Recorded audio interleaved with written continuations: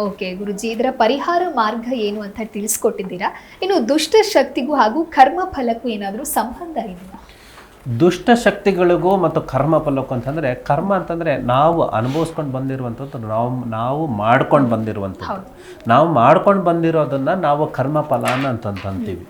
ದುಷ್ಟಶಕ್ತಿ ಹೇಗೆ ಅಂತಂದರೆ, ನಾವು ಮಾಡ್ಕೊಂಡು ಬಂದಂತಹ ಕರ್ಮ ಫಲವು ತುಂಬಿ ತುಳುಕಿದಾಗ ಅಂತಂದರೆ, ಪಾಪ ಕೊಡ ಅನ್ನುವಂಥದ್ದು ತುಂಬಿ ತುಳುಕಿದಾಗ ನಮಗೆ ಸಂಪೂರ್ಣವಾಗಿ ಅಜ್ಞಾನ ಅನ್ನುವಂಥದ್ದು ನಮ್ಮ ದೇಹದಲ್ಲಿ ಜ್ಞಾನದಲ್ಲಿ ತುಂಬಿದಾಗ, ನಮ್ಮ ಹೀಗೋ ಅನ್ನುವಂಥದ್ದು ತುಂಬ ಜಾಸ್ತಿ ಆದಾಗ, ಹೊಟ್ಟೆ ಕಿಚ್ಚು ಜಾಸ್ತಿ ಆದಾಗ ಈ ದುಷ್ಟಶಕ್ತಿ ಅನ್ನುವಂಥದ್ದು ಕೂಡ ನಮಗೆ ಕನೆಕ್ಟ್ ಆಗುತ್ತೆ.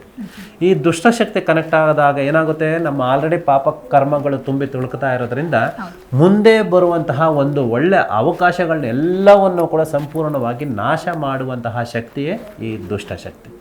ಈ ದುಷ್ಟಶಕ್ತಿಗೋಸ್ಕರ ನಾವು ನಮ್ಮ ಜೀವನವನ್ನೇ ತ್ಯಾಗ ಮಾಡಿದ್ರೂ ಕೂಡ ಪರಿಹಾರ ಮಾರ್ಗಗಳು ಅನ್ನುವಂಥದ್ದು ನಾವು ಪರಿಹಾರ ಮಾಡ್ಕೊಂಡಿಲ್ಲ ಅಂತಂದರೆ, ಗೊತ್ತಿದ್ರೂ ಕೂಡ ಪರಿಹಾರ ಮಾರ್ಗಗಳನ್ನ ನೆಗೆಟಿವ್ ಆಗಿ ಆಲೋಚನೆ ಮಾಡ್ತಾ ಇರ್ತೀವಿ. ಯಾಕೆ, ಆಲ್ರೆಡಿ ನಮ್ಮಲ್ಲಿ ಲೋಪದೋಷಗಳು ಅನ್ನುವಂಥದ್ದು ಇರೋದ್ರಿಂದ ನಾವೆಲ್ಲ ರೂಪದಲ್ಲೂ ಕೂಡ ನೆಗೆಟಿವ್ ಆಗಿ ಆಲೋಚನೆ ಮಾಡ್ತೀವಿ. ಆದ ಕಾರಣದಿಂದ ನಮಗೆ ಗುರು ಹಿರಿಯರಿಂದ ಮತ್ತು ತಂದೆ ತಾಯಿಯರಿಂದ ಆಶೀರ್ವಾದಗಳ ಮುಖಾಂತರದಿಂದ ಹಿತೈಷಿಗಳ ಮಾರ್ಗದರ್ಶನದಿಂದ ನಾವು ಸಂಪೂರ್ಣವಾಗಿ ಈ ದುಷ್ಟಶಕ್ತಿ ಪರಿಹಾರ ಮಾರ್ಗ ಅನ್ನುವಂಥದ್ದು ಕಂಡುಕೋಬಹುದು.